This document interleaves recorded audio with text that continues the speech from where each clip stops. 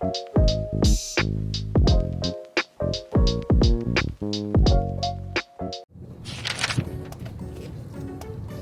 yan, napadaan ako sa McDonald's, guys. Bibili ako ng kape kasi nagugutom ako. Yung palang lunch ko kanina, pinako siya kagabi, sausage. Sabi ko magbabaon na lang ako ng sausage pan. Total, hindi ako mag full shift today kasi meron akong doctor's appointment. Ito nga, diretso na ako doon. Bili ako ng kape kasi, guys, nagugutom ako. Ano nangyari? Nakalimutan ko pala magbalot ng ban. Wait lang, guys. Thank you. Can I have a straw, please? Yes. Thank you. So, yun na nga. Napabili ako ng iced coffee. Kasi nagugutom ako. Ang lalim na. Hindi ako nakapagbaon ng tinapay. So, ang lunch ko lang is sausage. So, yun. Ayun na nga. Diretso ako sa doktor. Kasi sabi ng doktor, gusto daw niya ang kausapin. Hindi ko alam kung ano yun. Kasi nga, physical check-up ako. So, hindi ko alam kung anong sasabihin ng doktor. So, ngayon nga pala, guys, is Monday. And 2:45. Yung appointment ko naman is 3 o'clock pa naman. So, may time pa ako. Let's see. Meron pa namang 15 minutes. So, alam niyo ba, guys, kaninang umaga pagpasok ko sa work. OMG. Sobrang lakas ng ulan. Buti na lang kamo. Maliwanag. Kasi nga yung 5:30, maliwanag na, guys, dito. And sobrang nakakatakot mag-drive kasi ang lakas ng ulan. All week, mag-uulan ng buong linggo. Buti nga ngayon tumila siya. Mainit. 21 degrees Celsius. So, inom lang ko ng coffee.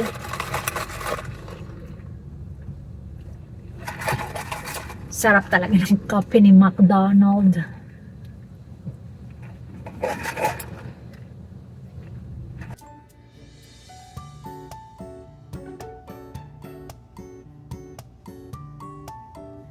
Ko alam bakit medyo hazy.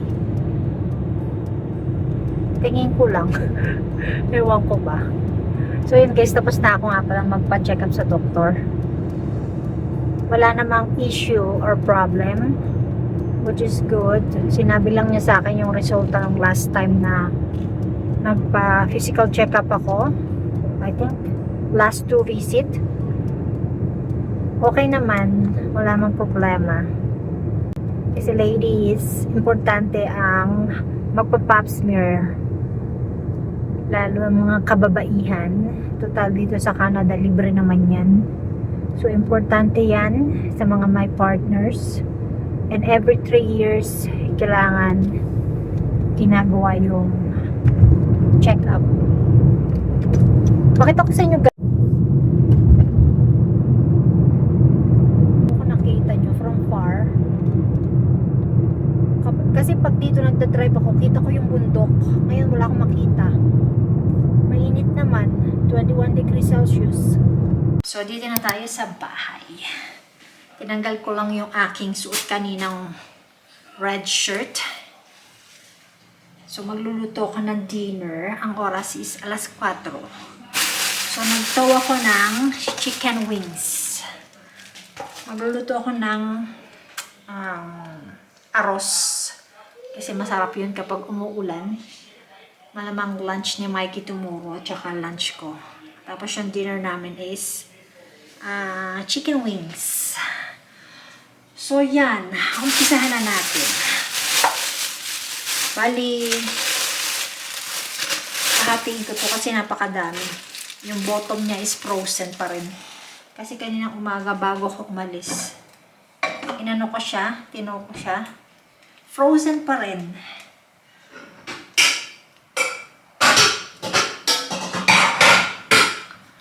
So, yan.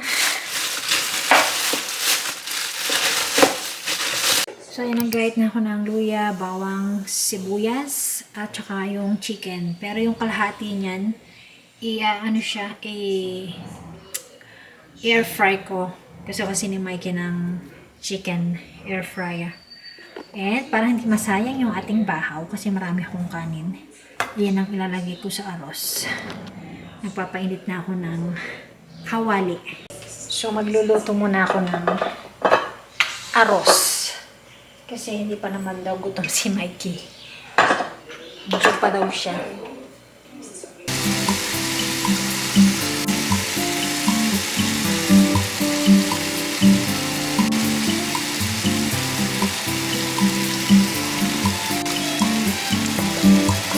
Wow, it's so sunny. You wanna sit outside, babe? No, not really. It's sunny. It's windy. Yeah, it's windy. Si Remy, nakikipaglaro kay Mikey, kaya nag-growl siya. Kasi pag inago yung laruan niya, nagagalit siya. Kain tayo guys. Yan yung dinner ni Mikey. Chicken wings and fries. And syempre sa akin, rice. Rice is life. Di pwedeng walang rice. What do you want to drink? Babe? Water? Just water, please. Tapos itong giniling, natira namin isang araw, nag-nachos kasi ako. Nilagyan ko siya ng, tawag ito, what do you call it? Roasted sesame oil para maglasa siyang iba. That's the problem, babe. What? You don't check the fridge, you don't check the pantries. And when I show you, oh, we have that. Uh-huh. Yeah. Kain tayo guys, yun yung ating dinner. Get some, okay? Get some. And si Remy, kumain na siya. Kinain niya is yung kanyang food at saka yung sweet potato and what do you call that? I forgot. Sayote. Sarap niyang kimchi. Kimchi is good daw. Right, babe? Kimchi is good. It's healthy. At saka yung sauerkraut. Yes, I sauerkraut. Yeah. Yung mga pickled vegetables, healthy daw yun. So start pickling, okay? Start learning to pickle vegetables. So you can pickle some. Oh! Mag-aral daw ako mag-pickle. We'll get great value pickling, okay? Kasi nandito yung sister ko, nagawa siya ng pickled papaya. Gusto niya yun, nasasarapan siya. Nakakalimutan kong bumili ng pickled papaya pag napunta ko sa Filipino store. One day. If I grilled fish, I'm gonna buy pickled papaya, okay? Happy Tuesday, guys. Ang init sa labas. Sabi ko sa inyo kahapon, di ba, nung nagtatravel ko pa uwi. Sabi ko, ma-hazy. May smoke pala. Nagagaling daw sa may Northern Alberta kasi meron palang fire. So yun, nakakapagtaka kasi ilang linggo na tayong puro ulan. Can you imagine kung wala tayong ulan tapos sobrang init, lalong madaming wildfires. So yung hills dito is natatabunan din. Ewan ko makita nyo. Yun, yung malabong yun yung hills. Mausok siya. Ewan ko lang din kasi hindi ko siya naaamoy nung nasa labas ako. And bukas tong bintana kasi masarap yung hangin na pumapasok. Gusto rin ni Mikey ng dumplings. Yun daw ang kanyang dinner. Tapos magluluto ako ng garlic butter shrimps. Hindi masarap itong shrimps na to kasi wala siyang ulo. I'm not sure kung saan ko siya nabili, sa Walmart o sa Superstore. Yeah, wala siyang ulo. Sana may lasa siya. So, ayan, naluto ko na yung dinner ni Mikey. Magigisa na lang ako ng bawang. And then, lutuin ko na yung dinner ko. Tapos sa Kananaskis, sa may Bow Valley, ang lakas ng ulan. Binaha sila doon. Especially sa may campground area. Ewan natin yung mga nag-book ng camping site. Eh, yung pinabook namin na camping na darating next month, sa ano kami pupunta sa South. So, itatry namin doon. Hopefully, hindi umulan nung araw na yon. Eh, pero dito sa dating na araw, puro ano na siya, sunny. Tingnan nyo naman ang weather. O, yan. O, diba? Parang ngayon palang mag-i-start yung ating summer. So, yun. Si Mikey nga pala is nilalakad si Remy. Kasi kumain na siya ng dinner. And after nito, mag-shower muna ako kasi hindi pa naman daw gutom si Mikey. Mahirap kasi pilitin kapag busog siya. Nawawalan siya ng ganang kumain. Siyempre, gusto niya akong sabayan kumain. So, yun. Grabe, ang lakas ng ulan, no? Bago ako umakit ng hagdan kasi maliligo ko, kumulong ng napakalakas. Babe, there is a hail, eh. Yeah, like beads. Lakas ng ulan. And sobrang dilim. Mga sasakyan, no? Ang bibilis nilang magpaandar. Meron siyang konting hail. Maliliit lang. Ano ko nakikita nyo? Lakas ang hangin. Kain tayo, guys. Nakalimutan ko na. So, ulam ko is shrimps. Ito yung niluto ko. Yan. Ay ni Mikey. Kaya yan niya din baang ko bukas. Tumila na nga pala yung ulan. Malong siya. Duman lang siya. We're lucky. We're lucky because in Europe they have a hot weather. Well, next week, maggagala daw sila ni Remy. Next week, maganda ang weather. Aabot ng up to 27 degrees Celsius. Punta daw sila sa... You know where you're going? Bosley? Not yet. Cochrane. Isi-swim daw niya si Remy. Kasi si Remy gusto niya naliligo. No, not Coast Lake.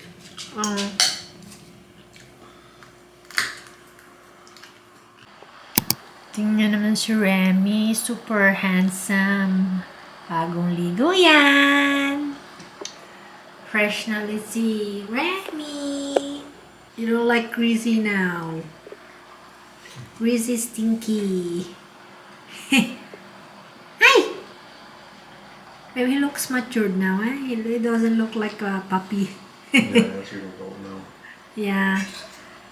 Next year, 4-year-old na siya. And yeah, adult na siya.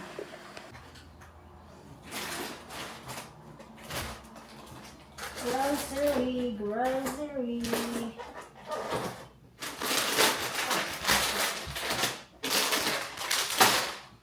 Magandang hapon, guys. It's Wednesday. And today is Canada Day. And nag-work ako, guys. Kasi nung bubuk ako ng bakasyon, actually hindi siya bakasyon, para mag-off lang ba. It's fully booked na. Kaya napilitan akong mag-work. Kasi kung magko-call in ako or mag-absent before and after, hindi ako babayaran. So, might as well mag-work na lang ako. Wala akong choice. So, yun, pumasok ako, and then after work, nag-grocery ako sa TNT. Madali lang pala kapag mag-grocery ako kapag gusto kong pumunta sa Asian store. On the way siya, hindi na ako lalayo papuntang south pa. And ang weather natin, buong maghapon, guys, is sobrang init. Tapos ngayon is nagsisimula na naman siyang dumilim. Yan, takbong-takbo nga si Mikey kasi sabi niya, nakikipag-unahan siya sa ulan. Kasi lalakad niya si Remy. So, bumili ako ng hot food. Itong beef ginger. At saka isang, I forgot, nalimutan ko, sweet and sour ba yan? Basta ito is beef and itong isa is chicken. So, yan, ito yung mga nag-grocery ko sa TNT. Kasi balak kong anong tawag dito? Siomai. Yan, madali lang naman siya. Nakita ko siya sa YouTube. Tapos mag-spring roll ako. Vegetable spring roll. Kasi parang natatakam ako sa gulay. And yan yung mga meat na nabili ko. Bumili ako ng galunggong, tapos ng hasa-hasa, and then itong beef bone, tapos itong mix na fishball. Kasi nga lalako siya sa shabu-shabu naman. Kaya bumili ako ng ganitong meat. Tapos longganisa. Tapos tofu. Yan, panlahok dun sa vegetable sprinkle. And then sa side na to, puro greeny tayo ngayon. Bumili ako ng green onion. Wala akong makitang green beans, kaya itong kinuha ko. Ano bang tawag dito? Nakalimutan ko. Basta beans din to, and I forgot the exact name. Tapos itong bok choy, and then itong yam na talbos. Kasi meron akong isda, gusto ko siyang iputak sa isda kasi masarap siya. Tapos itong fish sauce. Kumaga dito is anchovy sauce. Tapos, itong sweet potato. Isa lang naman kasi panlahok lang sa lumpia. And then itong enoki mushroom. And then itong soup. Mas okay talaga kapag bibili ka sa Asian store kasi doon ka makakita ng masarap na soup. Ito, hot and sour seafood noodle soup. At saka itong beef flavor. Ano siya? Made in Taiwan. Kaya nagustuhan ko siya. And then tayong luya. Mura nito. 99 cents lang. 5 na siya. Tapos ito sayote. Or sa ating gulay. Tapos mangga. Hindi ko lang kung matamis to. Kaya 2 lang dinampot ko. Tapos itong kiwi. Paborito ni Mikey ng kiwi eh. Tapos bananas, peach, and then onions, tapos oranges. Hindi maganda yung orange nila, kaya 3 lang kinuha ko. So yun na yung aking na grocery. Ang total na pamili ko is 176. Sobrang mahal Sobrang mahal ng grocery. Yun lang yun. So yan, ako'y maliligo na para pagkain namin ng dinner is fresh. Kasi gusto kong mag-chill after dinner kasi nga tomorrow wala akong pasok. And then tomorrow, I'm not sure kung lalabas ako kasi gusto kong mag-workout. Pero alam niyo yun kapag day off mo, gusto mo lang humiga at bumangon ng late. So yan, we'll see kung sisipagin ako. And then tomorrow gusto kong magluto ng fish. Yun nga sabi ko nga, nagki-cravings ako sa pritong isda.